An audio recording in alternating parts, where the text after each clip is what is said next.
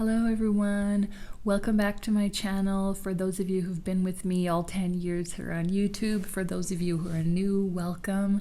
Today we're talking about Merle Oberon. She's a mysterious and beautiful actress who rose to prominence in the 1930s, and she has a true rags to riches story. And she took some big risks in her life and they paid off. She parlayed her beauty into wealth, fame, and success, but it all got threatened to come crashing down around her when the truth of her mixed heritage was discovered, something that she had been hiding for a very long time. So let's get into it. This video is brought to you by my new audiobook called I Thought I Was White: Free Yourself from Racial Narratives and Live Well While the Haters Stay Mad. As you all know, I'm no stranger to topics like being called the N-word, racial confusion, interracial dating, and I share all my crazy personal stories and tips in this audiobook. Click the link below to listen to a free preview. Stella Merle Oberon was born on February 19th, 1911 in Bombay, which was British India at the time. She was a Pisces. She had this beautiful, dreamy kind of look to her. She had like a softness and a sweetness that really kind of captured people. There weren't many accolades on her acting ability, but her looks really just caused people to dream, and she had what they called an exotic look, but no one assumed that she wasn't white or that she didn't have, or that she had a quote-unquote touch of the tar. That's what they used to call it back in Hollywood in those days, and that was pretty much something that could completely end your career. Any kind of ethnicity that was not of European origin back in those days, there were rules that anyone who wanted to get a movie funded by the Academy had to follow, like no showing mixed race relationships on screen. That was just one of the rules they had back then. There were many.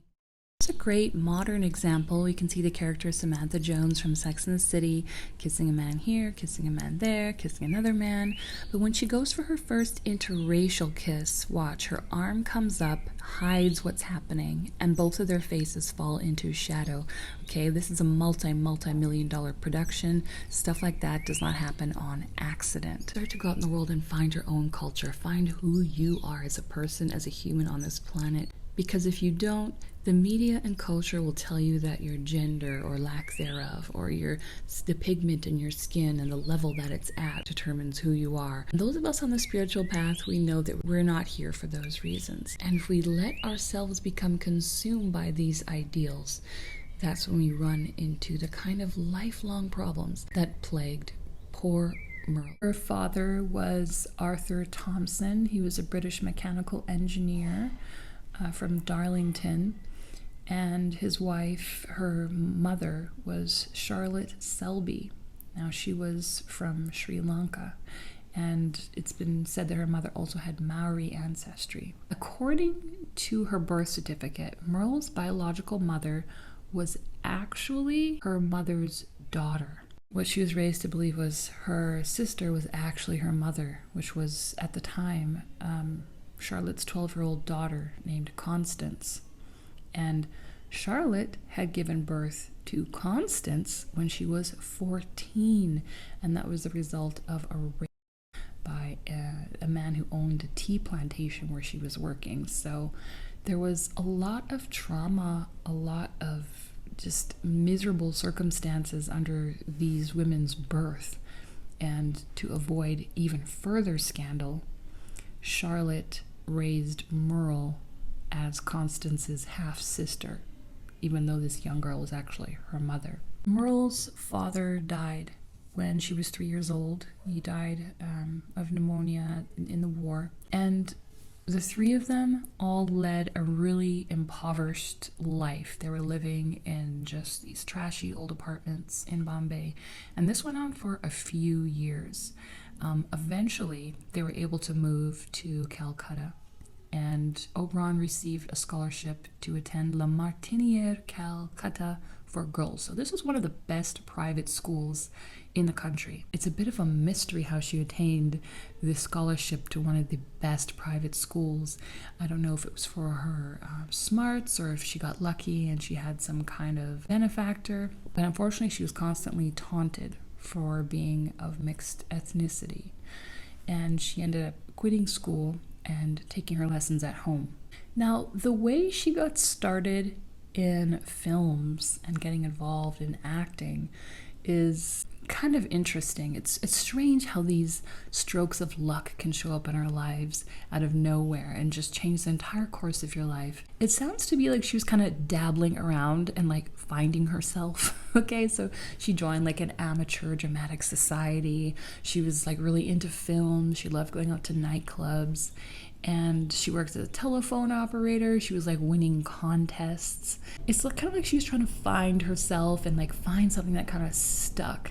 And eventually at Firpo's restaurant in 1929, she met a former actor named Colonel Ben Finney.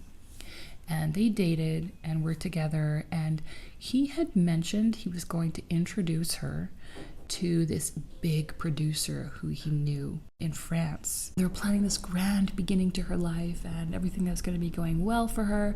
But one night, Ben Finney came to her apartment. He saw Charlotte and he realized that Oberon was of mixed ancestry because Charlotte had a darker complexion.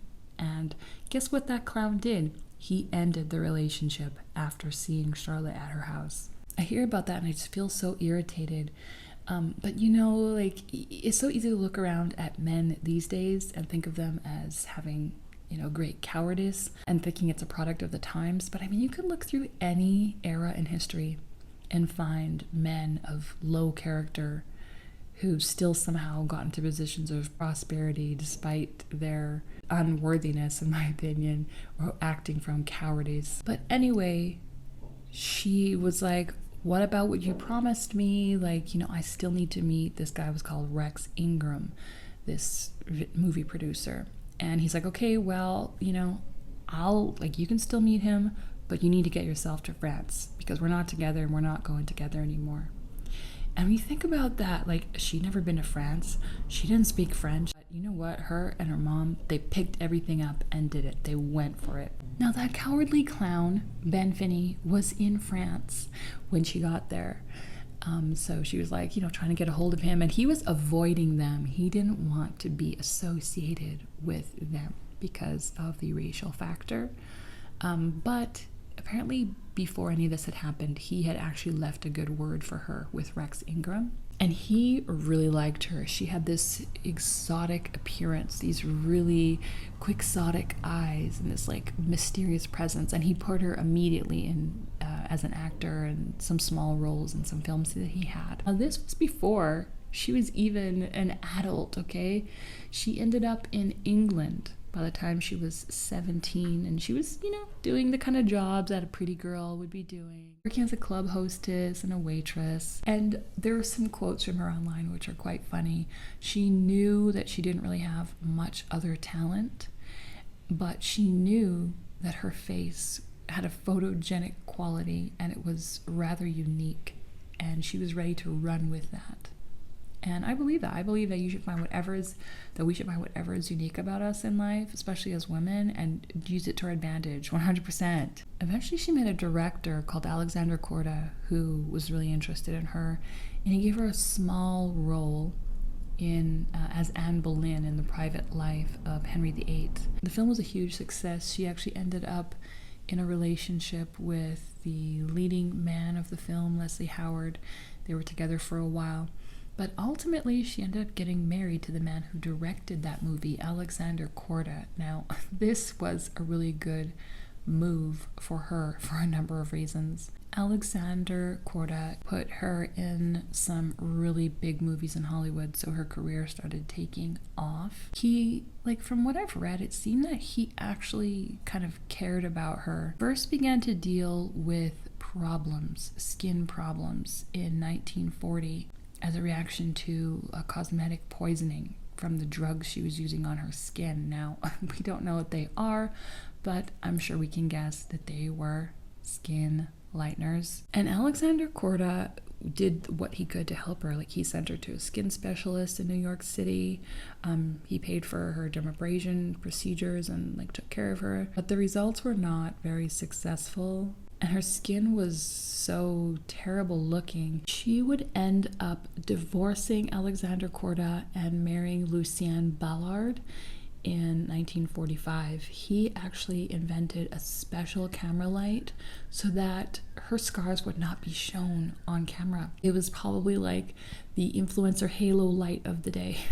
I don't know, like, we can't ever know why she divorced these people, but she actually became a lady. She became a Lady Korda when she was married to Alexander because he actually got knighted. So I read that and I was like, whoa, good job. But no, she still divorced him too. And she divorced Lucien Ballard. And then she ended up marrying again. And they adopted some children and they lived in Mexico, which is, by the way, where I live now. In case you're wondering about all the noise in the background, it's noisy here in Mexico.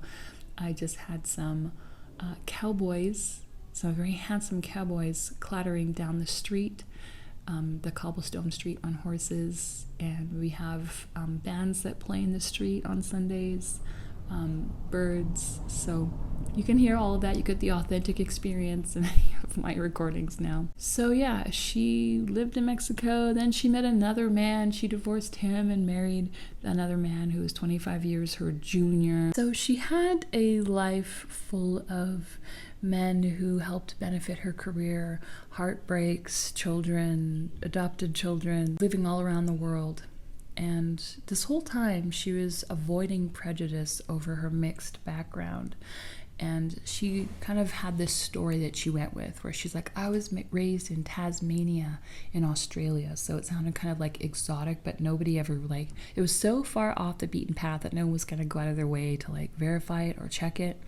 And then she also said, oh, my birth records were destroyed in a fire. And people didn't really figure out what happened until after her death. She had a painting of Charlotte done and hung in her home where her skin was lightened.